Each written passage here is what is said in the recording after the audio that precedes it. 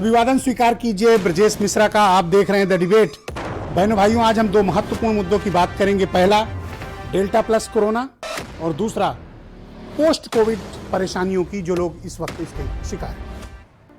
Samajwadi party के प्रमुख देश में कोरोना की तीसरी लहर कभी भी संभावित है। मैं आपको डरा नहीं रहा हूं, बल्कि हकीकत से रूबरू करा रहा हूं कि अब आप सावधान हो जाइए। दोबारा से कोरोना गया नहीं है, कोरोना हमारे और आपके बीच मौजूद है। आज डॉक्टर्स डे है। जिन हजारों सावधान हो जाइए दोबारा से बहनों ने कोरोना गया, पैरामेडिकल स्टाफ ने, हेल्थ वर्कर्स ने हमें और आपको, हमारे आपके परिवार को, समाज को, प्रदेश और देश को बचाने के लिए अपनी शहादत दी है। मैं उनको श्रद्धांजलि अर्पित करता हूं, उनके प्रति नमन अर्पित करता हूं। यह देश उनकी शहादत को भूल नहीं सकता है। एक ऐसे दौर में जब इंसान इंसान को देखकर भाग रहा था, जब इंसान और इंसान के आसपास लोग आने जाने की तैयार नहीं थे, एक दूसरे से मिल नहीं रहे थे लोग, किसी के छींकने और जुकाम मात्र से दहशत फैल जाती थी, उस वक्त फ्रंट लाइन वॉरियर बनकर हमारे डॉक्टर्स भाइयों ने, बहनों ने, हेल्थ केयर वर्कर्स ने, पैरामेडिकल स्टाफ के वर्कर्स ने अपनी जान की बाजी लगा दी, सिर्फ इसलिए ताकि हम और हमारा परिवार बचे। यह बहुत बड़ी सर्वोच्च कुर्बानी है जो भारत के हेल्थ सेक्टर के हमारे इन महावीरों ने दी है। यह जानते हुए कि जिस मरीज का वो इलाज कर रहे हैं वो कोरोना संक्रमित है और उन्हें भी कोरोना हो सकता है, मौत को नजदीक से महसूस करने के बावजूद इन हजारों डॉक्टर्स ने इलाज किया, लोगों को ठीक किया और हंसते हंसते खुद कुर्बान हो गए। इनके घर परिवार बिखर गए, ये लोग मारे गए, इनका जीवन बर्बाद हो गया, इनके परिवार परिजनों का। बदले में कुछ मुआवजा मिला। आज के इस दिन को भारतीय समाज को डॉक्टरों के प्रति श्रद्धांजलि दिवस के रूप में मनाया जाना चाहिए। मैं इस बात की पुरजोर वकालत करता हूं। यह वक्त है कि जब हम इनको नमन करें, इनके शीश झुकाएं और इनके प्रति कृतज्ञता ज्ञापित करें। सरकारों ने भले इन्हें उपेक्षित छोड़ दिया हो, लेकिन आप मत भूलिए कि जब आप स्वयं अपने परिजन को छूने को तैयार नहीं थे, तब यही डॉक्टर्स उनका इलाज कर रहे थे। इलाज करते करते खुद काल के गाल में चले गए, पीछे छूट गया उनका परिवार। मैं ऐसे कई लोगों को, परिवारों को जानता हूं, डॉक्टर्स लोगों के, जिन्होंने अपना पूरा परिवार खोया है, जिनके बच्चे अनाथ हो गए। डॉक्टर हरिओम यादव वाली प्रकरण तो आप सबको पता है, मैं बता चुका हूं।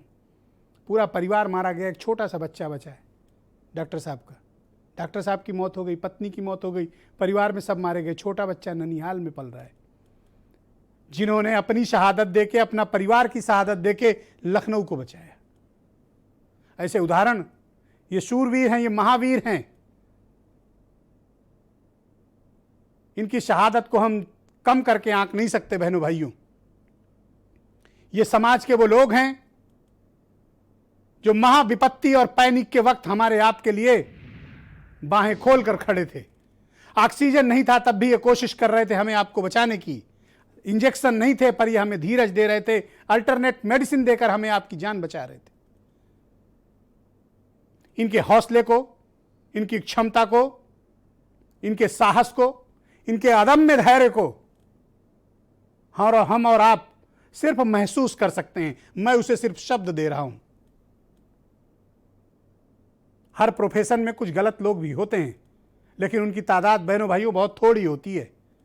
अधिकांश अच्छे लोग होते हैं, जिनके कारण हम एक तबाही से निकलकर आज कुछ अच्छे हालात में खड़े हैं। लेकिन चुनौती फिर हमारे सामने खड़ी है, तीसरी लहर के रूप में, जो डेल्टा प्लस वेरिएंट है, और भारत में इसके कई केसेस पाए जा चुके हैं।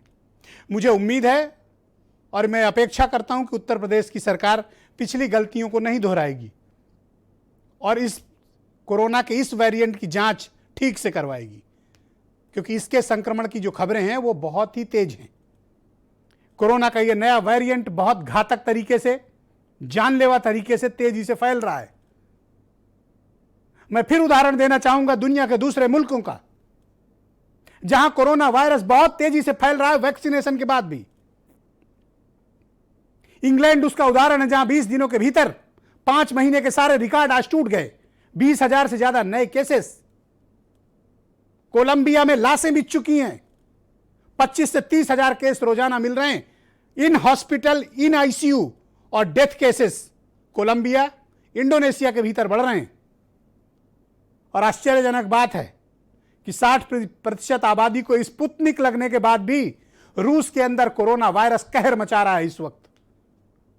इस वक्त जब मैं आपके साथ डिबेट कर रहा हूं, 25,000 से ज्यादा केसेस दोपहर तक रूस में मिल चुके हैं एक दिन के भीतर, और यह सिलसिला नियमित जारी है। सर्वाधिक केस मॉस्को में मिल रहे हैं। यही हालात इंडोनेशिया के भीतर है, जहां लाशें बिछ गई हैं। लगातार वायरस का संक्रमण फैल रहा है। हमारे आपके लिए चिंता का विषय है और हमें इस पर गंभीरता से विचार करना होगा। दूसरी लहर की तबाही हम सब ने आपने देखी है। शमशान कम पड़ गए थे, गंगा जी के घाट कम पड़ गए थे, यमुना किनारे बहती लाशें, सड़क पर मरते लोग, ऑक्सीजन के लिए गिड़गिड़ाते लोगों को क्या आप भूल गए हैं? मुझे लगता है नहीं भूले होंगे। इसलिए कोरोना के इस वेरिएंट से ज्यादा सावधान रहिए। डरना जरूरी है, क्योंकि आपने देखा है कि जब आप पर विपत्ति आई तो किस प्रकार से शासन तंत्र ने आपसे मुंह मोड़ा और आप पर पहरा बिठाया, चाहे ऑक्सीजन के लिए हो, चाहे एडमिशन के लिए हो, चाहे बेड के लिए हो, चाहे दवा और इंजेक्शन के लिए हो, और या तो फिर लाशों के अंतिम संस्कार तक के टोकन लगाने के लिए हो। इसलिए आपको सावधान रहने की आवश्यकता है। मत जाइए भीड़ भाड़ भरे एरिया में। बचाइए अपने बच्चों को और बुजुर्गों को, और कोशिश करिए कि अपने घर के उन लोगों को, एलिजिबल लोगों को ज्यादा से ज्यादा वैक्सीन लगवाइए। तभी आप कोरोना की इस तीसरी लहर से बच सकते हैं। वरना क्या कारण है, मैं जानना चाहता हूं और यह बताया जाना चाहिए कि इंडोनेशिया, कोलंबिया, रूस, इंग्लैंड, यहां क्यों लगातार कोरोना के मामले बढ़ते जा रहे हैं? लगातार बढ़ रहे हैं, आश्चर्यजनक तरीके से बढ़ रहे हैं, खौफनाक तरीके से बढ़ रहे हैं। ईश्वर न करे अगर ऐसी स्थिति में भारत को दो चार होना पड़ा तो मेरे तो रोंगटे खड़े हो जाते हैं। मैंने तबाही और बर्बादी का वो मंजर देखा है, जहां घर घर लाशें उठी, गांव गांव लाशें उठी, घर घर मातम फैला, लोगों ने अपने प्रियजन खोए। तबाही और बर्बादी का ऐसा मंजर भारत के 100 सालों के इतिहास में कभी नहीं रहा है। तो अगर हम तीसरी लहर से सावधान नहीं हुए तो यकीन मानिए कि हालात बहनों भाइयों बहुत ही खराब होंगे, स्थितियां बहुत ही विपरीत होंगी। इसलिए आज डॉक्टर्स डे पर मैंने कोरोना को लेकर एक बड़ी डिबेट का आयोजन किया है, ताकि हम ये बता सकें लोगों को कि यह वायरस कितना खतरनाक है, इसका कहर कितना व्यापक है। और मैं हमेशा कहता हूं, तीसरी लहर में कह रहा हूं, अपने अनुभव से कह रहा हूं, 20 महीने से मैं खुद कोरोना को ट्रैक कर रहा हूं, वुहान से लेकर कोलंबिया तक। हमेशा यह देखिए कि दुनिया के दूसरे मुल्कों पर कोरोना का पैटर्न क्या है, उससे सीखिए। जो दुनिया के दूसरे देशों में पैटर्न होता है, 45 से 50 दिन के अंदर भारत उससे प्रभावित होता है, और फिर अगला 1-2 महीना भारत के लिए बहुत भयानक होता है। इस वक्त यूरोप में डेल्टा प्लस वेरिएंट का कहर शुरू हो चुका है। इंग्लैंड में 15 दिन का वक्त बीत चुका है। हमें तैयारी कर लेनी चाहिए। रूस की स्थिति आप देख रहे हैं, इंडोनेशिया के हालात खराब हैं। अगर हम अब नहीं सुधरे, अब नहीं संभले और सरकारों ने तैयारी नहीं की, यकीन मानिए कि इस पिछली बार तो कोरोना पहली लहर में 15 दिन का टाइम दे रहा था, दूसरी लहर में 1 सप्ताह का टाइम दे रहा था कोरोना। इस बार डेल्टा वेरिएंट 3 दिन का समय दे रहा है। सावधान हो जाइए। कुछ बयान सुनिए। मैं 130 करोड़ देशवासियों की ओर से देश के सभी डॉक्टर्स को धन्यवाद देता हूं। डॉक्टर बीसी रॉय जी की स्मृति में मनाया जाने वाला ये दिन हमारे डॉक्टर्स के, हमारी मेडिकल फ्रेटर्निटी के उच्चतम आदर्शों का प्रतीक है। चाहे कोई भी वेरिएंट हो, अगर हम कोविड अप्रोप्रिएट बिहेवियर निभाएंगे, वैक्सीन लगाएंगे, तो we will be safe against any of the emerging variants. कुछ एरियाज हैं जहाँ पे केस पॉजिटिविटी अभी भी ज़्यादा है। We have to be aggressive in those areas. They should not become hotspots and lead to then spread of the virus again in other areas. और जो हमने देखा हॉस्पिटलों में, उसको हमने अपने तक ही रखा। अगर हम अपने परिवार को बताते तो शायद हमारा परिवार हमको कहता है कि आप या तो वो काम छोड़ दीजिए या आप हमसे अलग जाके रहिए। डॉक्टरों की उस तकलीफ को बहनों भाइयों आप महसूस नहीं कर सकते हैं। जो पीड़ा, जो कष्ट, जो पारिवारिक तनाव, जो चिकित्सकीय तनाव उन्होंने झेला है। 10-10 घंटे पीपीई किट पहनकर, डबल ट्रिपल मास्क लगाकर आईसीयू के भीतर काम करना असामान्य काम है। हम आप एक मास्क पहनने में रोना आता है, वो पीपीई किट पहनकर घंटों आईसीयू के भीतर रहते थे, कोरोना पेशेंट्स के भीतर। उनके साहस की आप कल्पना नहीं कर सकते हैं। जिनको देखकर आप भागते थे, उनका वो ट्रीटमेंट करते थे। ऐसे डॉक्टरों को सलाम है।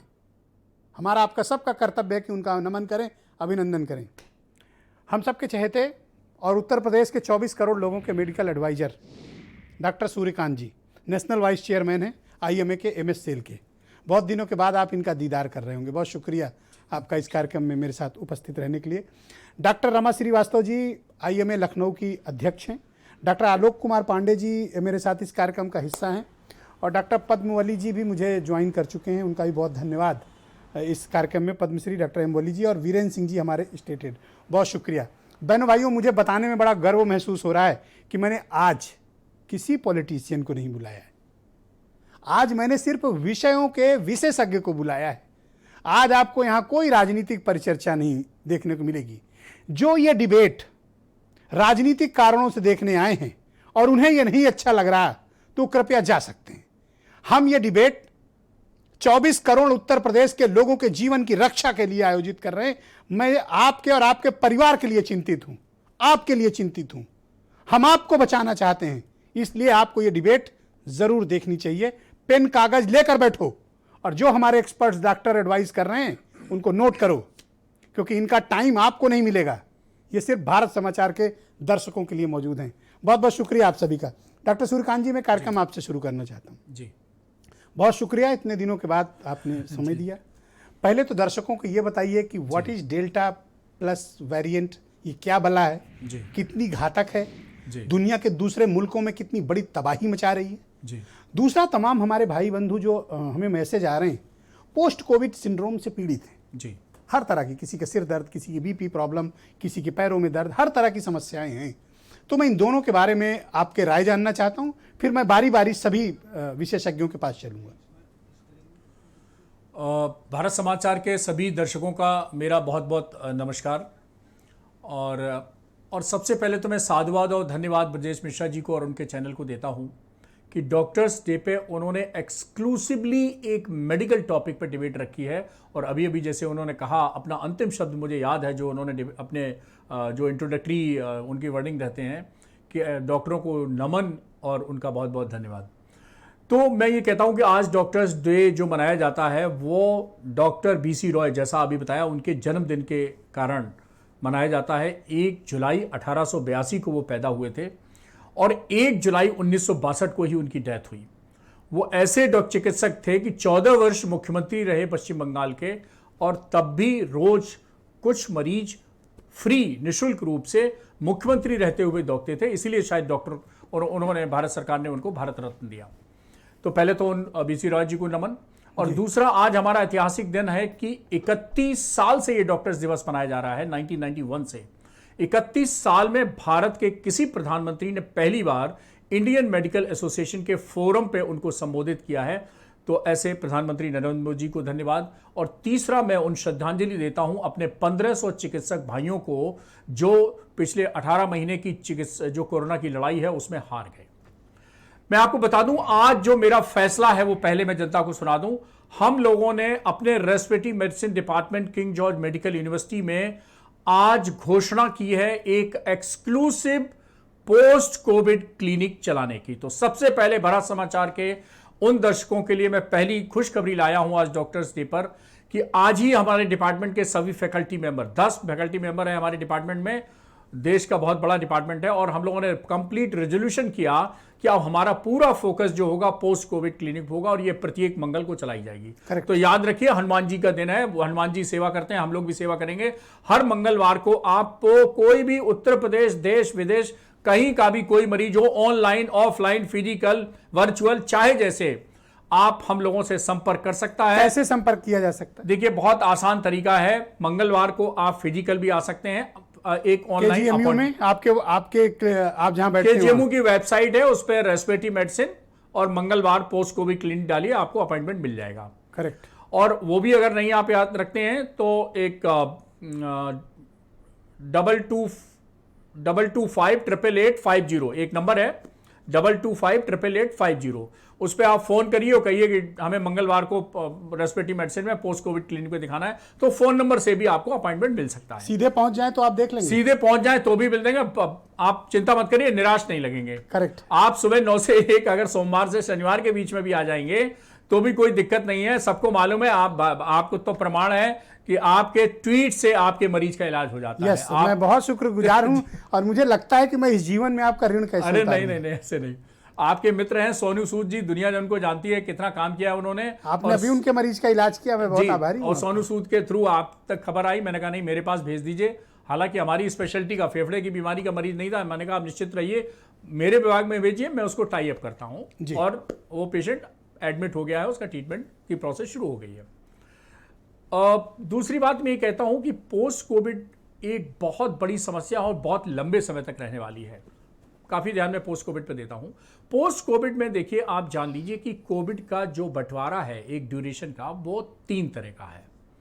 एक पहले 8, मैं कहता हूं कोरोना की जो साइकिल होती है, कोरोना की यात्रा 28 दिन की होती है, तो पहले जो 4 हफ्ते हैं यानी 1 महीना है, वो तो कोविड में आप निकाल दीजिए। आप घर में ट्रीट हुए, अस्पताल में हुए, ऑक्सीजन पे हुए, नॉन इन्वेजिव वेंटिलेशन, बाईपैप पे हुए, वेंटिलेटर पे, जिस पे भी हो गए, आपकी जान बच गई, आपने जंग जीत ली। ये 1 महीना कोविड का। फिर होता है 1 से 3 महीना, यानी 2 महीने का जो पीरियड है, 1 महीने ठीक हुए आप, उसके 1 महीने से लेकर 3 महीने के बीच में, इसको बोलते हैं हम पोस्ट एक्यूट कोविड। और उसके बाद 3 महीने के बाद भी कुछ लोगों को लॉन्ग कोविड या पोस्ट क्रोनिक कोविड हो जा रहा है, वो एक दूसरी समस्याएं हैं। अब हमारे सामने जो ज्यादातर अब मरीज आ रहे हैं, वो अब पोस्ट एक्यूट कोविड के नहीं आ रहे हैं। पोस्ट एक्यूट कोविड में तो काला फंगस हो सकता था, मल्टीपल वो जो थ्रोम्बस बनते सकते थे वो बन सकते थे, छोटा मोटा फेफड़े से लीक जिसको न्यूमोथोरेक्स कह सकते, वो सब होते थे। वो सब अब पीरियड धीरे धीरे जा चुका है। अब जो पीरियड आ रहा है वो post Covid, post chronic Covid या लॉन्ग कोविड का आ रहा है। उसमें 2 तरह की समस्याएं हैं। एक समस्या फेफड़े की है, जिसको डॉक्टर सूर्यकांत सॉल्व करेंगे। लेकिन हमारी जो पोस्ट कोविड क्लिनिक शुरू हो रही है, पहला मंगलवार पड़ेगा जो आपका संडे के बाद, यानी 5 या 6 तारीख है उसको। तो उसमें हमने क्या किया है, हमने हमारे जो अपने दूसरे दोस्त हैं, मैं आपको बता दूं, अक्सर इसमें बुजुर्ग लोगों को ज़्यादा समस्या होती है, तो हमारे जीरियाट्रिक मेंटल हेल्थ में डॉक्टर श्रीकांत श्रीवास्तव हैं, वो हमारी टीम में रहेंगे। हमारे साइकेट्री डिपार्टमेंट के 2 और डॉक्टर रहेंगे, क्योंकि फेफड़े से ज़्यादा समस्याएं अब मानसिक हो रही हैं।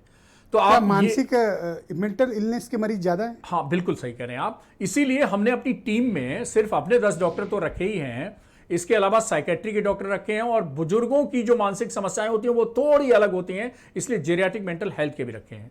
अब फेफड़े की तो समस्या तो हमारा जूनियर डॉक्टर भी डील कर लेता है, वो तो बहुत उसको वो तो आप देख रहे हैं, कई समस्याएं तो हमारी पत्नी डील कर लेती हैं, आपको तो मालूम है। तो वो घर परिवार ऐसा है कि धीरे धीरे सब लोग सीख रहे हैं। तो अब ये जो फेफड़े के अलावा समस्याएं हैं, वो डॉक्टर वली साहब इतने वरिष्ठ चिकित्सक बैठे हुए हैं, वो मुझसे सहमत होंगे कि वो ज़्यादातर, जो आपने पिछली बार एक शब्द इस्तेमाल किया था कि वो केमिकल लोचा, तो वो केमिकल लोचा ही है भाई। इतनी बड़ी कोरोना से गुजरे और जिंदा बच गए, आज विश्वास नहीं करेंगे। आज डॉक्टर्स डे पे जब हम लोग डॉक्टर्स का एक छोटा प्रोग्राम कर रहे थे जी, तो एक वरिष्ठ डॉक्टर हमारे विभाग के, और उनको अभी कोरोना हुआ था जल्दी में, तो उन्होंने कहा कि भाई आज मेरा तो पुनर्जन्म भी हो गया है। तो आप सोचिए कि जब सीनियर डॉक्टर प्रोफेसर कोविड होने के बाद उसके मन में ये चल रहा है कि मेरा पुनर्जन्म हुआ है, तो आप सोच लिए आम जनता जो नॉन मेडिकल है, जो लेमैन है, उसके दिमाग में यही क्या मेंटल चल- इलनेस है। यही मेडिकल इलनेस है। Correct. और इसको करेक्ट करने के लिए हमारा पूरा फोकस होगा पूरी टीम का फोकस होगा कि चाहे वो नींद ना आने की समस्या हो, चाहे लैक ऑफ कंसंट्रेशन हो, चाहे डरावने सपने आते हो, चाहे थकान रहती हो, कमजोरी रहती एक और हो, कंप्लेन घबराहट आई रहती है, है, बिना बात के सांस फूलती है। एक सीनियर अफसर ने मुझसे कहा कि उनको कोरोना हुआ था, उसके बाद वो ठीक हो गए हैं, जी। लेकिन उनका पढ़ने में कंसंट्रेशन थोड़ा कम जी, हो गया। लैक ऑफ कंसंट्रेशन बहुत बड़ी समस्या है। और मैं आपको बता दूं, एक पत्रकार, मैं नाम नहीं लूंगा अब चूंकि चैनल का माध्यम है, एक पत्रकार जब बहुत दिनों बाद कोविड से होके आए और इसी तरह आपकी तरह प्रोग्राम ले रहे, तो उन्होंने क्या कहा, मैं सुन रहा था भाई जी, देख रहा था उस प्रोग्राम को, उन्होंने कहा कि दर्शकों मुझे माफ कर देना कि कहीं मैं थोड़ा सा इधर उधर बोल जाऊं। तो पहले ही उन्होंने अपना एक मतलब डिस्क्लेमर दे दिया। करेक्ट। तो ये समस्या तो है, बहुत बड़ी समस्या है मानसिक। तो पोस्ट कोविड की समस्या 2021 में हमें लगता है ये कम से कम हमको 6 महीने क्लिनिक चलानी पड़ेगी। और आपके सभी समाचार जो दर्शक, भारत समाचार के दर्शक हैं, उनसे मेरा निवेदन है कि कभी भी कोई समय, वैसे तो ये मंगल रहेगी, एक्चुअली हमने 3 दिन का प्रपोजल दिया था अभी में, लेकिन हमारे माननीय कुलपति जी ने हमको कहा कि नहीं, 1 दिन पहले चला के दिखाओ, तब हम 2 दिन की और दर्शकों के लिए मैं इनका लाइन खोल दूंगा, इनसे आप 24 जी 30 दिन 24 घंटे हाँ, इनसे संपर्क करिए। बिल्कुल। इनका नंबर वगैरह भी पब्लिक की। डॉक्टर एम वली साहब मौजूद हैं मेरे साथ। बहुत शुक्रिया आपका वली साहब, मैं आपके उत्तम स्वास्थ्य की कामना करता हूं। और जब आपको कोरोना हुआ, हम सब बहुत फिक्रमंद थे आपके लिए, और ईश्वर की कृपा है कि आप स्वस्थ हैं और हम सब के बीच मौजूद हैं। मैं आपसे आपके अनुभव जानना चाहता हूं। और दूसरी बात, ये एक नई समस्या आके खड़ी हो गई हमारे सामने, डेल्टा प्लस वाली। अब बताइए क्या किया जाए।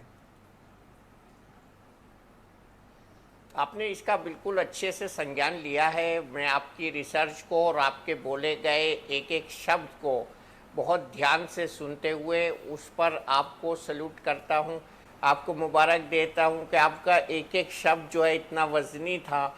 जो आपने शुरू में कमेंट्री दी, जो बताया कोरोना के बारे में, हम लोगों के बारे में, वो बहुत बेशकीमती आपका एक एक शब्द था और मैं उससे बड़ा प्रभावित हुआ। और ये आपने जो आज प्रोग्राम रखा है, मैं भी डॉक्टर सूर्यकांत जी के साथ साथ, मैं कानपुर मेडिकल कॉलेज का प्रोडक्ट हूँ, ये KGMC में है, KGMU में है जी। तो हम सब लोगों का यही पुरानी टीचिंग के साथ यही तजर्बा रहा है कि हम एक अच्छे क्लिनिशियन बने BC रॉय साहब की तरह से। और उनकी स्मृति में मैं आपके तमाम दर्शकों को, आपको, सब लोगों को, इंडिया के डॉक्टर्स को बधाई देता हूँ इस दिन की। और ये कामना करता हूँ कि हम और सेवा के लिए हमें ऊपर वाला ज़िंदा रखे, ताकि हम उसके साथ अपनी ज़िंदगी गुजारते रहें और आगे चलने वाले दिन हमारी फ्रेटर्निटी के लिए और जनता के लिए अच्छे रहें। कोरोना से पीड़ित होना ये बहुत एक अजीबो गरीब बात है। आपने एक प्रोग्राम में पूछा भी था किसी डॉक्टर से कि आपको अभी तक कोरोना नहीं हुआ, जब हम 3-3 मास्क लगा के आ रहे थे आपके प्रोग्राम में। तो ये सूर्यकांत जी से ही पूछा था। जी, कोरोना जो है जी कोरोना जो है ये एक अदृश्य दुश्मन है। और ये ऐसा अदृश्य दुश्मन है जो किस तरफ से आके मार कर दे ये पता नहीं है। एक ही रास्ता इसका पता है, ये हाथ और ये नाक। तो मैंने आपको पिछली बार मास्क के बारे में बताया था, मेरा अपना सुरक्षा कवच, M फॉर मेरा, A फॉर अपना, S फॉर सुरक्षा, K फॉर कवच। आज भी मैंने आपके लिए एक 4 शब्दों का निमोनिक लाया हूँ, फैक्ट्स। तो फैक्ट्स जो है, फैक्ट यही है कि हम जब तक मास्क नहीं लगाएंगे तब तक कोरोना से नहीं बचेंगे। फैक्ट्स का F है face, cover your face. A for avoid crowds, भीड़ भाड़ में न जाएं, जो कि आजकल आप बहुत देख रहे हैं, लोग भीड़ भाड़ में निकल पड़े हैं और आप ऐसे बाहर भी हो रहे हैं, मैं कह दूंगा लाइटर मूड में। C for clean hands, C for clean hands, हाथों की हाइजीन, हैंड सैनिटाइजेशन। और T फॉर ये जो 2 वाला साइन है, 2 मीटर की दूरी जी। और ये V विक्ट्री का भी है और V वायरस का भी है और ये वैक्सीन का भी है। तो इसके साथ मैंने वैक्सीन को ऐड कर दिया है। फैक्ट ये है कि वैक्सीन और ये चारों सावधानियां हमारी सुरक्षा कर देती हैं। डेल्टा वायरस के बारे में मैं ये कहता हूँ समझाने के लिए आम लोगों से कि डेल्टा जैसा टेढ़ा मेढ़ा बनाया जाता है, वक्राकार और अर्धचंद्राकार टेढ़ा मेढ़ा, वैसे ये वायरस टेढ़ा मेढ़ा है। इसको समझना बहुत दूर की कौड़ी है। और अब इसके पिताजी भी आ गए हैं डेल्टा प्लस, उनको तो मतलब उनसे तो दूर रहना ही अच्छा। आपने बहुत अच्छी रिसर्च करी प्रोग्राम के लिए, आपने ठीक बताया कि ये वायरस हमको बहुत कम समय देगा, पता नहीं कितने लोग डॉक्टर तक पहुंच पाएंगे, कितने लोग अपनी जान बचा पाएंगे, कितने लोग इलाज ले पाएंगे, लेकिन ये बहुत अच्छी कंडीशन नहीं होगी। तो ये फैक्ट्स और मेरा अपना सुरक्षा कवच ही इससे सावधानी है। ये म्यूटेंट रूप है, इसने अपने जो स्पाइक प्रोटीन है उसमें मॉडिफिकेशन कर लिया, इसने अपनी चिपकने की क्षमता बढ़ा ली है ह्यूमन सेल्स के इस रिसेप्टर्स पे, इसने उसके अंदर घुसने की मारक क्षमता बढ़ा ली है, इसने दवाओं और वैक्सीन के साथ भी कुश्ती करनी शुरू कर दी है और आगे चल के ये पता लगेगा कि कितना ये शातिर बन चुका है। अभी हमारे पास ऐसा कोई सबूत नहीं है कि हम ज़रा कह सकें फोर्सफुली के दवाओं को डिफाई कर रहा है, या वैक्सीन को डिफाई कर रहा है। और ये ज़रूर है कि कुछ ना कुछ ये डिफाई कर रहा है मोनोक्लोनल एंटीबॉडीज़ को। और बहुत अच्छे शब्दों में डॉक्टर रविकांत ने पिछली बार एक बात बोली थी, मैं उनकी बात को दोहराऊंगा ज़रूर यहाँ बैठ के, कि रेमडेसिविर जिस पे हम इतनी माथापच्ची कर रहे थे उसको कूड़ेदान में डाल दिया जाए। तो ये वाकई में दवाओं का तो इस पर असर होने वाला नहीं है, लेकिन हमारा बचाव इसी में है कि हम आप जैसे अच्छे लोगों की बात, डॉक्टर्स की बात सुन के, और हम अपने ऊपर 2 लॉकडाउन लगाएं। एक लॉकडाउन नाक के ऊपर लगाएं, दूसरा पैरों के ऊपर लगाएं। पैरों की बेड़ियां मतलब घर से बाहर न निकले बहुत बढ़िया बात आपने कही। आवश्यक न, और नाक को कवर करें। मैंने ये 2-3 चीजें आपके सामने रखी और मेरा अपना सफर कोरोना का बड़ा अच्छा रहा और मैं बहुत जल्दी करीब 5 हफ्तों में आईसीयू में रह के घर आ गया हूँ। आपकी सर 5 हफ्ते आईसीयू में रहने की पीड़ा का एहसास हम लोग कर सकते हैं कि 5 हफ्ते आईसीयू में रहना, आप इसको हल्का कह रहे हैं पर ये हम सब के लिए बहुत ही डराने वाली बात है। पर हम सब आपके अच्छे स्वास्थ्य की कामना करते हैं कि आप सब इस तरह समाज की सेवा करते रहें। Thank you. Doctor Rama Srivastava, नहीं अब मैं ठीक हूँ, अब मैं ठीक। डॉक्टर आलोक कुमार पांडे दोनों मेरे साथ मौजूद हैं। रमा जी बहुत शुक्रिया आपका, बहुत धन्यवाद।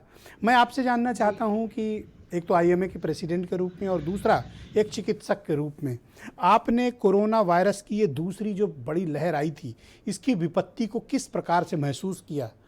जिन लोगों को खोया अपनी पैटर्निटी के लोगों को, उनके घरों के क्या हालात हैं, वो कैसा, उनकी पीड़ा कितनी बांटी गई, और अब हम तीसरी लहर के लिए कितना तैयार हैं? देखिए, हम लोग चिकित्सक वर्ग बहुत मर्माहत है, क्योंकि हम लोगों ने इतने नियर एंड डियर चिकित्सक जो हमारे रूटीन लाइफ में हमारे करीब हुआ करते थे, हम लोग साथ मिलकर काम करते थे, उन लोगों को खोया। और 2 दिन 3 दिन कोई आईसीयू में रहा, कोई क्रिटिकल केयर में रहा, कोई महीने भर रहा। इवन पोस्ट कोविड पीएमसीएच का मेरा एक क्लासमेट जो कि कोरोना से निकल आया था और उसके 10 दिन बाद उससे तकलीफ हुई, गले में स्वेलिंग हुई और तमाम तरह की परेशानियां होती रहीं, and ultimately he lost life. He was professor of surgery. इसी तरह से हमारी पैथोलॉजिस्ट फ्रेंड, उसने अपना जीवन खोया, और भी कई लोग जिनका नाम लेना भले उचित ना हो। तो ये हमारे लिए बहुत तकलीफदेह स्थिति है। वर्किंग हैंड्स की तो जो कमी हुई देश में, लगभग 1500 डॉक्टर्स अपनी जान से हाथ धो बैठे, वो तो अपनी जगह है, लेकिन उन लोगों के परिवारों पर क्या बीती है। एक डॉक्टर जिसकी वाइफ अगर वो नॉन वर्किंग है, हाउस वाइफ है, बच्चे पढ़ रहे हैं, उनके ऊपर क्या बीती है, ये हमारे लिए बहुत ही शोचनीय स्थिति है। हम लोगों ने काफ़ी इंतज़ामात किए आईएमए के बिहाफ पे भी और पर्सनल ग्रुप्स में भी, जिससे जितना पैसा बन पड़ा उससे मदद की। कोशिश कर रहे हैं कि उन लोगों के परिवारों को, जैसे सरकार ने वादा किया है कि बच्चों को पढ़ाई लिखाई क्या सरकार की तरफ से कोई मदद मिल पाई मैम? अभी तक तो नहीं मिली है। अब सुन रहे हैं कि उन लोगों को कुछ पैसे, जैसा पहले वादा हुआ था कि 50 लाख प्रति व्यक्ति दिया जाएगा जिनकी डेथ्स हुई हैं, लेकिन अभी तक मिला नहीं है। नहीं, मेरे पास भी यही जानकारी कि अभी तक किसी को एक फूटी कौड़ी नहीं दी सरकार ने। हाँ ब्रजेश जी, आपकी साफ गोई से मैं बहुत प्रभावित हूँ, इतनी बेबाकी से दूसरा कोई जर्नलिस्ट आसानी से ये बातें जिक्र नहीं होती हैं, वो भी खुले प्लेटफॉर्म पे। तो इसलिए मैं आपका धन्यवाद भी देती हूँ कि आपने बहुत सारे ऐसे टॉपिक्स बार बार उठाए हैं जिनसे चिकित्सक वर्ग या जनता परेशान रही है, और उस परेशानी को दूर करने में आपकी वजह से हम लोगों को सहायता मिलेगी जी। तो हम आपके आजीवन आभारी रहेंगे। मैम, मैं जानना चाहता हूं कि अब तो तीसरी लहर हमारे समक्ष बस कुछ ही दिनों में आने वाली है, क्या हम उसके लिए तैयार हैं? तैयारियां हो तो रही हैं, क्योंकि वही पहले की तरह कयास लगाई जा रही है। अब डेल्टा प्लस वायरस आ गया है, 50 केसेस लगभग पकड़े गए हैं। ये कहा जा रहा है कि जो वैक्सीनेशन हम लोगों का हो रहा है वो इस पर भी काम करेगा, लेकिन अगर तीसरी लहर आ जाती है और उसे हम लोग प्रिवेंट करने में जिस तरह से दूसरी लहर में के पहले लापरवाहियां हुई थी, अगर इस बार भी हम लोग नहीं समझे जी, तो फिर ये बहुत ही खतरनाक हो सकता है, बहुत भयावह हो सकता है, और हमें इससे डरना है। जो Correct. कोविड एप्रोप्रिएट बिहेवियर है उसका पूरी तरह से पालन करना, अक्षरशः पालन करना बहुत ज़रूरी है। और तैयारियां तो सरकारी अस्पतालों में भी हो वो रही हम हैं। सब लोग देख रहे हैं मैम, जैसे तैयारियां पहले जी। थी कोई खास अंतर नहीं है। बहुत शुक्रिया आपका। और मैं डॉक्टर आलोक कुमार पांडे जी को जोड़ना चाहता हूं, मेडिसिन से एमडी हैं और नेफ्रोलॉजी के बहुत बड़े विशेषज्ञ हैं, और इनका लखनऊ के भीतर और उत्तर प्रदेश में बड़ा नाम है। डॉक्टर पांडे, बहुत शुक्रिया आपका, बहुत धन्यवाद। डॉक्टर्स डे की बहुत बधाई आपको, और मैं उन सभी डॉक्टर्स भाई बहनों को श्रद्धांजलि अर्पित करता हूं आज के दिन में, जिन्होंने कोरोना से लड़ते हुए समाज को बचाने के लिए अपनी जान गंवाई। मैं आपसे जानना चाहता हूं कि इस वक्त कैसे हालात हैं, तीसरी लहर आने वाली है, क्या किस तरह की तैयारियां देख रहे हैं आप, क्या मानते हैं कि क्या किया जाना चाहिए, और तीसरा, इस वक्त जो आपके पास पेशेंट्स आ रहे हैं वो किस तरह की शिकायतें कर रहे हैं? जी, सभी दर्शकों को मेरा नमस्कार।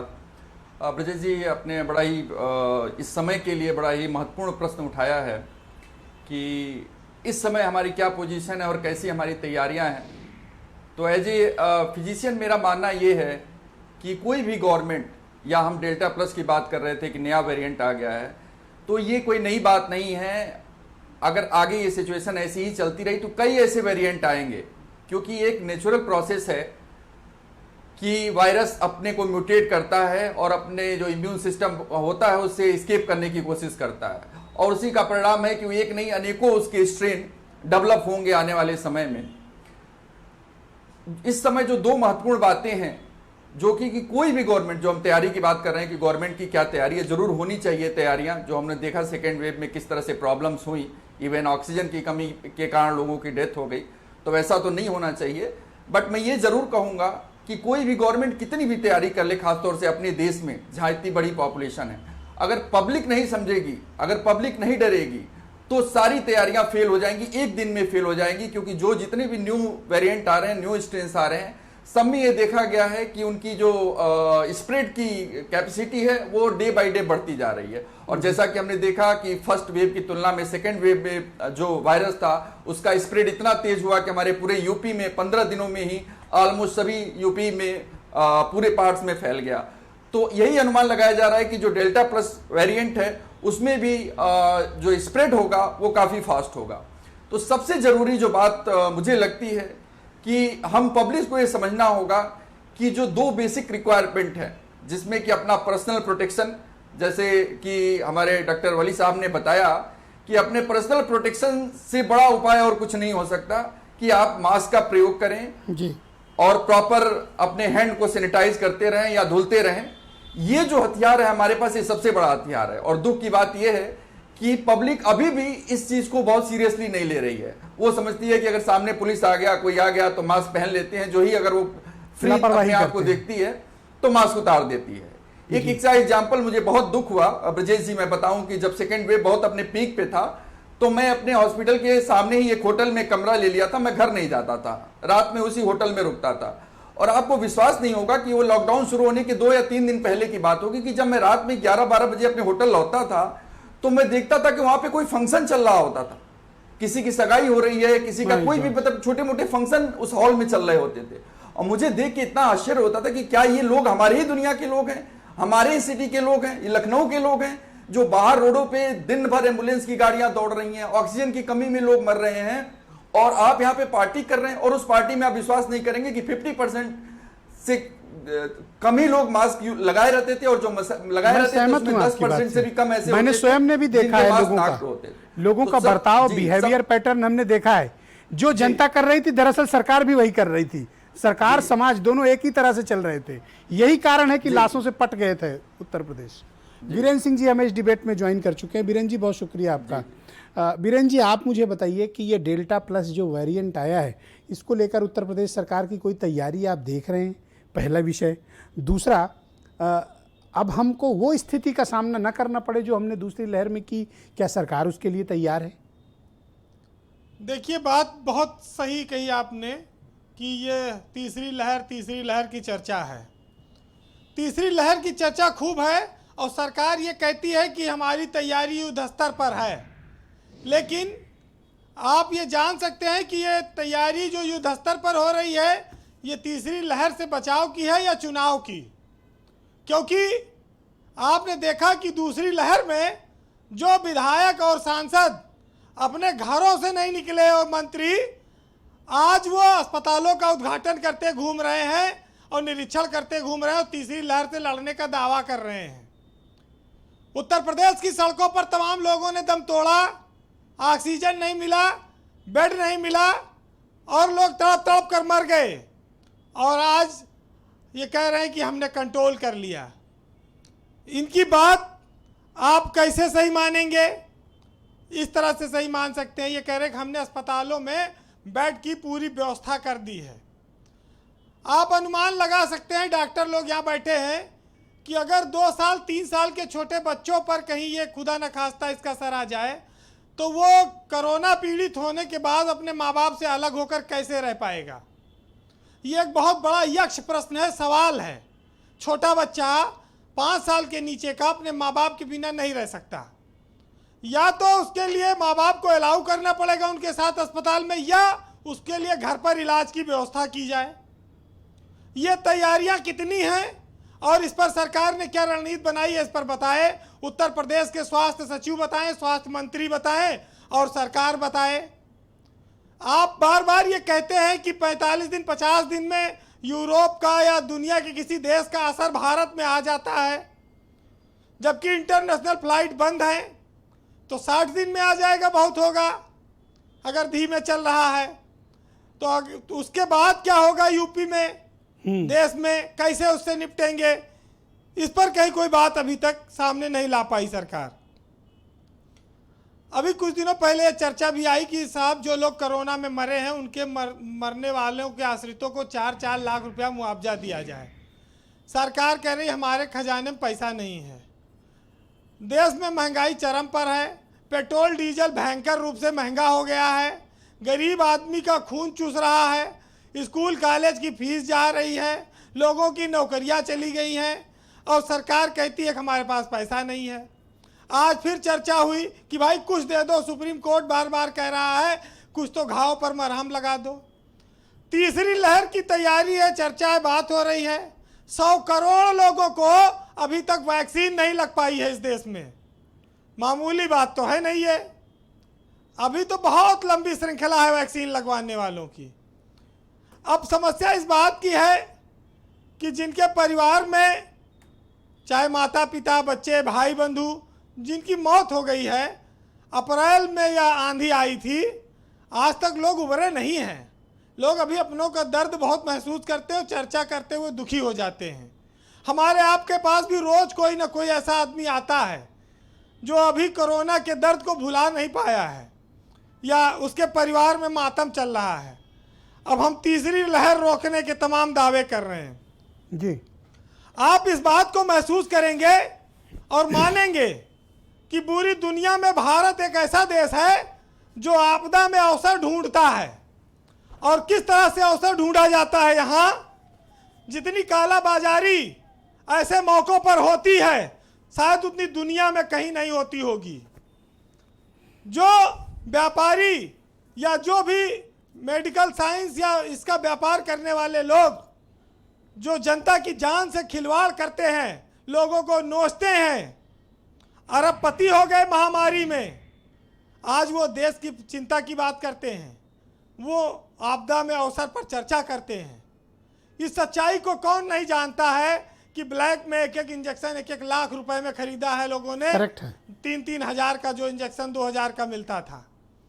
तो यही तो आपदा का अवसर है।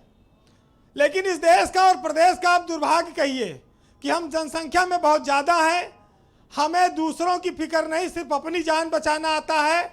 अगर इस देश में इस बात का ऐलान हो जाए कि तीसरी लहर का असर बच्चों पर नहीं, खाली इस देश के नेताओं, मंत्रियों, सांसदों, विधायकों पर होगा, तो मैं आपको यकीन दिलाता हूं कि ये सरकारें पूरी जान लड़ा देंगी, तीसरी लहर नहीं आने देंगी। वाह, ये चाहे जो हो जाए, ये तीसरी लहर को रोकेंगी। लेकिन चूंकि बहुत सही बात कहते हैं। लेकिन इन पर ज़्यादा असर नहीं है। देखिए ब्रजेश जी, अगर किसी के दिल पर अंदर में चोट लगी है तो वो दिखती नहीं है, लेकिन वो दुखती बहुत ज़्यादा है। और हमारे गांव-गांव में, हमारे नात बात रिश्तेदारों में ऐसी ही चोट लोग खाए बैठे हैं, उनको पीड़ा है।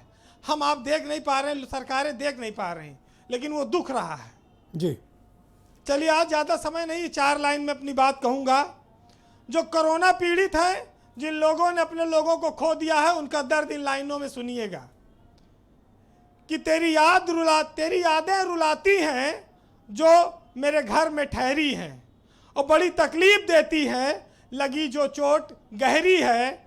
और के है इन बंद कमरों में, के है इन बंद कमरों में, मुझे बस आराम इतना सा कि मैं जितना भी चीखूं और चिल्लाऊं, दीवारें गूंगी और बहरी हैं। बहुत बहुत शुक्रिया वीरेंद्र जी, आपका बहुत बहुत धन्यवाद। डॉक्टर सूर्यकांत जी को स्क्रीन पर लाया जाए। डॉक्टर सूर्यकांत जी नीति आयोग के सदस्य हैं, डॉक्टर वी के पॉल, हम सब लोग इनके बारे में वाकिफ़ हैं। इन्होंने स्टेटमेंट दिया है आज कि कोरोना का ये जो नया वेरिएंट आया डेल्टा प्लस, अभी हम इसका अध्ययन कर रहे हैं जी। जबकि मेरे पास जो जानकारी है, अब तक 12 से 14 राज्यों में भारत में ये वेरिएंट के पेशेंट्स पाए जा चुके हैं, लक्षण मिल चुके हैं। उत्तर प्रदेश में इसकी जांच हो रही है, नहीं हो रही, I don't know. Uttar Pradesh इन सब मामलों में बड़ा विशेषज्ञ है जांच करने के तौर तरीकों में। तो जिन राज्यों का जिक्र है उसमें उत्तर प्रदेश तो नहीं है अभी। लेकिन मुझे आप बताइए कि अध्ययन में बता रहे हैं 4 से 5 सप्ताह लगेंगे, लेकिन अगर तब तक ये आउट ऑफ कंट्रोल हो गया तो? नहीं, देखिए अध्ययन में जीनोम सीक्वेंसिंग का जो अध्ययन है उसमें 2 हफ्ता लगते हैं। जो हमारा नेशनल इंस्टीट्यूट ऑफ वायरोलॉजी है, जो सबसे पुराना और सबसे पहले एकमात्र सेंटर हुआ करता था, अभी केजीएमयू को भी चुना गया है जीनोम सीक्वेंसिंग के लिए। मैं आपको बता दूं कि इसमें 2 हफ्ता लगते हैं। मुझे आइडिया नहीं पॉल साहब ने किस अध्ययन की बात की है, हो सकता उनकी जानकारी ज़्यादा हो जी। दूसरी बात मैं एक आपको कह दूं, एक 24 जून को इस देश में एक बहुत महत्वपूर्ण हम लोगों ने चर्चा रखी है। उस चर्चा में आपको बता दूं कि 10,000 डॉक्टर्स शामिल हुए। इतनी इंटरेस्टिंग चर्चा थी वो। उसका नाम था ओरिजिन ऑफ वायरस। क्या ये जो चाइना वुहान से वायरस निकला है वो ओरिजिनल है, माने नेचुरल है, या कुछ मैनिपुलेटेड है? इस पर चर्चा थी और इतना इंटरेस्टिंग था कि 10,000, आज तक दुनिया में जितनी भी वेबिनार्स हुई हैं, सिंगल वेबिनार, उसमें 10,000 डॉक्टर, यानी वर्ल्ड रिकॉर्ड है ये। 10,000 लोग कभी नहीं जुड़े। हम 5 इंपॉर्टेंट पल्मोनोलॉजिस्ट इंडिया के थे जो उसमें बैठे पैनल डिस्कशन में, और एविडेंस के साथ, माने जब से कोरोना शुरू हुआ है वुहान लैब के एविडेंस से लेके और अब तक के एविडेंस के साथ हमने चर्चा की, और इसका संचालन करने का दायित्व तो मेरा ही था। इसका वेबिनार का मॉडरेटर मैं ही था।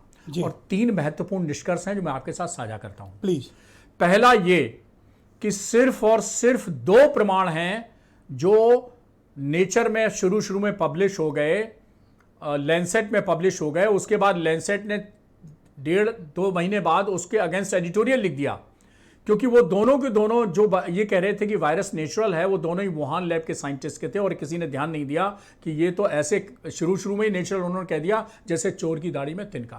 एक पैनलिस्ट दर्शकों को मैं बताना चाहूंगा, लैंसेट जिसका ये जिक्र कर रहे हैं जी, मेडिकल फ्रेटर्निटी के लिए वो बाइबल का दर्जा। हाँ बिल्कुल, गीता कुरान बाइबल मानी जाती है जी। अब आपके साथ रह के थोड़ी डॉक्टरी तो सीख लिए। नहीं जी, हमारे पब्लिश्ड लैंसेट के आर्टिकल का भी आपने कई बार जिक्र किया है। तो मैं कह रहा हूं कि ये थ्योरी जो है बिल्कुल आप समझिए कि खारिज हो चुकी है कि ये वायरस नेचुरल नहीं है। इसलिए जितने हम चर्चाएं कर रहे हैं इनको बहुत संवेदनशील तरीके से करिए, बहुत गंभीरता से लीजिए। कोई राजनीतिक या कोई विशेषज्ञ इसको हल्के में ना ले। नंबर 1 बात, जैसे पिछली बार आप कहते रहे कि भाई दूसरी लहर आई तो क्या तैयारी, दूसरी लहर है तो क्या, और लोगों ने मान लिया आएगी नहीं, और लोग ऐसे बाजार में निकल पड़े, पूछे मत। और आपकी भविष्यवाणी देखिए सही हुई, सच हुई, आपकी आशंका बिल्कुल सही सच हुई। जो आप 8 महीने पहले कह रहे थे वो 8 महीने बाद साबित हो गई। मुझे एक बात बताइए कि अगर इस वक्त किसी को कोरोना हुआ जी तो उसमें डेल्टा प्लस वेरिएंट है जी, इसकी जांच के लिए क्या हमारी लेबोरेटरीज के पास पर्याप्त इक्विपमेंट्स और पर्याप्त क्षमताएं हैं? देखिए मैं अब उसी पे आता हूं। तो 3 सूत्र जो उस 24 जून की वेबिनार से निकले, वो निकले कि पहला, नेचुरल होने के कोई प्रमाण नहीं है, जो प्रमाण थे शुरुआती प्रमाण थे वो वैसे ही थे जैसे चोर की दाढ़ी में तिनका, नहीं साहब नेचुरल है, वुहान से निकला है, नेचुरल है। नंबर दूसरी बात, अब 2 संभावनाएं हैं इस वायरस की, या तो ये लैब से एक्सीडेंटली लीक हो गया है या इसको बाकायदा मैनिपुलेटेड करके लीक किया गया है। इसको कहते हैं जेनेटिक मैनिपुलेशन आम भाषा में, और मेडिकल की भाषा में वली साहब जानते हैं, इसको कहते हैं जेनेटिकली इंजीनियर्ड। अब अगर ये जेनेटिकली दूसरी हो गई वो तो भाई एक्सीडेंटल हो गई, तो वो तो जैसा नेचुरल उसका प्रभाव था वैसा इसका होगा। लेकिन अगर कोई दूर दूर तक थर्ड संभावना निकली, क्योंकि जॉय बाइडेन ने, अमेरिका के जो राष्ट्रपति हैं, 15 दिन पहले एक कमेटी गठित कर दी है जो 90 दिन के अंदर ये रिपोर्ट बताएगी कि दिस इज नेचुरल वायरस और मैन मेड वायरस। ये वो कमेटी 90 दिन के अंदर रिपोर्ट है जिसमें 15-20 दिन ऑलरेडी गुजर चुके हैं। अगर ये थर्ड संभावना हुई तो आप देखिए हर रूप खतरनाक से खतरनाक आएगा। अभी देखिए सेकेंड वेव कितनी खतरनाक थी कि एक एक परिवार में पहले फर्स्ट वेव में एक पॉजिटिव आता था तो दूसरा कोई पॉजिटिव आता था, टेस्ट सबके टेस्ट कराइए। तो सेकेंड वेव में एक घर में पॉजिटिव आया और 8 की जांच कराई गई, उसमें 8 पॉजिटिव आ गए। इतनी ज्यादा उसकी संक्रामक क्षमता थी। जी। पहली वेव में एक हफ्ते में 7-8 दिन में हम कहते थे भैया नमस्ते, जाओ भाई आपने जंग जीत ली, जाइए नमस्ते। अभी तो आप देखिए डॉक्टर साहब 5 हफ्ते बाद आईसीयू में रह के आ रहे हैं। बताइए इससे बड़ा उदाहरण क्या हो सकता है। इस बार जो मरीज एक हफ्ते में फर्स्ट वेव में ठीक हो जा रहा था उसको 4-4, 5-5, 6-6 हफ्ते लग रहे हैं। मैं आपको बताऊं अभी भी अप्रैल के कुछ एडमिशन हम लोग के किंग जॉर्ज मेडिकल यूनिवर्सिटी में भर्ती हैं, अभी भी हम उनको डिस्चार्ज नहीं कर पाए हैं। और तो और छोड़िए, अब पोस्ट कोविड जो कॉम्प्लिकेशन के पेशेंट आ रहे हैं उनको रीएडमिट हमें करना पड़ रहा है। उनके लिए भी पोस्ट कोविड आईसीयू बना दिए हैं बाकायदा। पूरा हमारी जो यंग टीम है वो पूरी पोस्ट कोविड आईसीयू तक को देख रही है। डॉक्टर साहब ये डेल्टा प्लस पकड़ा जा सकता है हमारे पास? जी हाँ बिल्कुल, लेबोरेटरीज हैं। देखिए ऐसा है कि हमारे पास अभी जो जेनोमिक सीक्वेंसिंग चल रही है वो सिर्फ एनआईवी पुणे में चल रही है।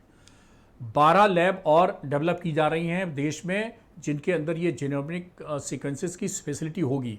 अभी कोई किस स्टेज पे है वो तो मेरे ख्याल से यूपी में कोई लैब है? यूपी लैब में हमारी किंग जॉर्ज मेडिकल यूनिवर्सिटी को शुरू लिया गया है, अडॉप्ट लिया गया है और उसकी प्रक्रिया चालू हो गई है। ओके जी ऑलराइट। डॉक्टर वली साहब मेरे साथ मौजूद हैं। डॉक्टर वली जी, आप मुझे बताइए कि भारत सरकार और आईसीएमआर तो कह रहा है कि इसके अध्ययन में 3 से 4 सप्ताह लग जाएगा, लेकिन मेरी चिंता ये है कि इसके संक्रमण क्षमता बड़ी व्यापक और बड़ी है।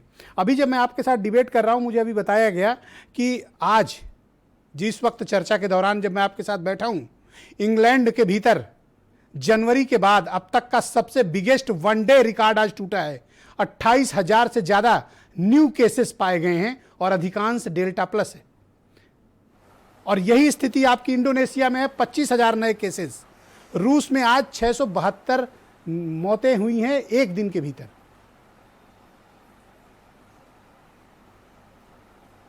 मैंने आपके साथ जो आखिरी प्रोग्राम किया था उसमें हम लोगों ने पोस्ट कोविड की बात की थी, और आज मैं अभी बैठे बैठे फ्लैशबैक में चला गया कि हम लोगों ने शायद आपके चैनल पे ही सिर्फ बात की थी पोस्ट कोविड क्लिनिक्स की, कि अभी आने वाले दिनों में हमें एक नई प्रॉब्लम का सामना करना पड़ेगा। नाउ स्टार्टेड, और ये मेरे ख्याल से नवंबर की बात है। जी।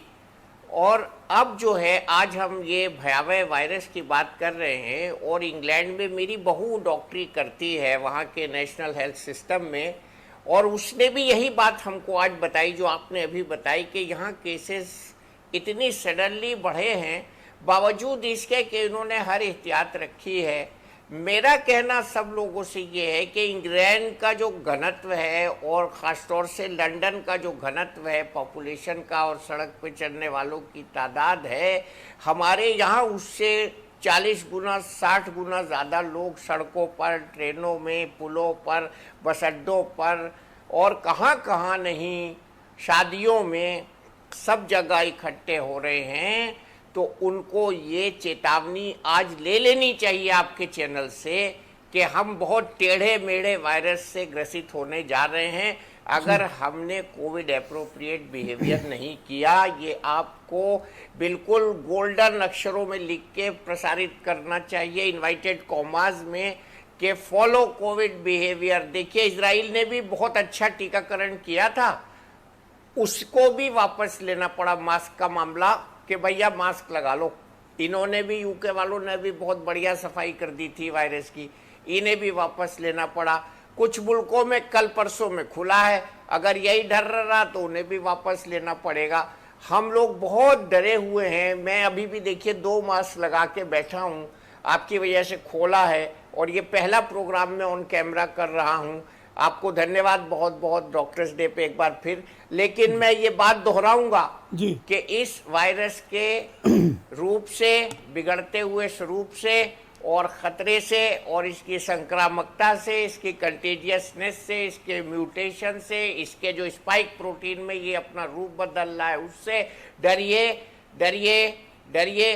नहीं तो न बच्चे, न बूढ़े, न बड़े, न हम, न आप, सबको खतरा है, सबको खतरा है। I do agree और with you, ये sir. एक कोरोना का भुक्तभोगी कह रहा है। करेक्ट बात है सर। डॉक्टर रमा श्रीवास्तव जी मेरे साथ मौजूद हैं। डॉक्टर रमा श्रीवास्तव जी, ईस्ट में आप देख लीजिए, आप इंडोनेशिया से चलिए, कोलंबिया देख लीजिए, साउथ अमेरिका देख लीजिए, यूरोप देख लीजिए, पश्चिम वर्ल्ड देख लीजिए, कोई ऐसी कंट्री नहीं बची। और रूस देख लीजिए हमारे पड़ोस में, सब जगह नंबर ऑफ न्यू केसेस 20,000, 22,000, 28,000 से ऊपर हैं। रूस में तो एक एक दिन के भीतर इतने लोगों की मौत हो जा रही है जिन्होंने अपने देश में 60% वैक्सीनेशन कर लिया है।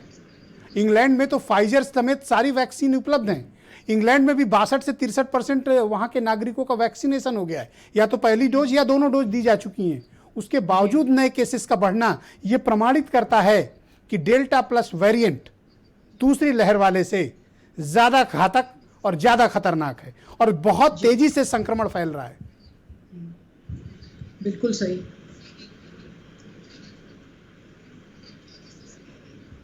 तो हमें इसके लिए क्या किया करना चाहिए?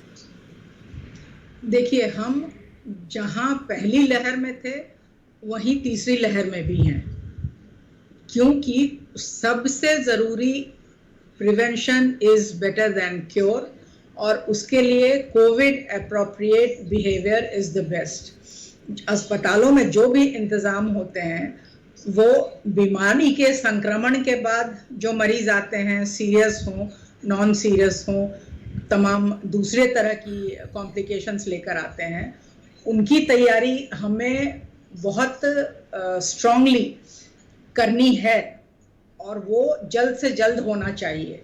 क्योंकि बाहर के देशों में जो संक्रमण की रफ्तार है और वहाँ हमसे कम से कम 50%, 100% ज़्यादा सावधानियां बरती जा रही हैं, इसके बावजूद संक्रमण का ये स्टेज है और ये आंकड़ा है, तो हम लोगों का क्या हश्र होगा।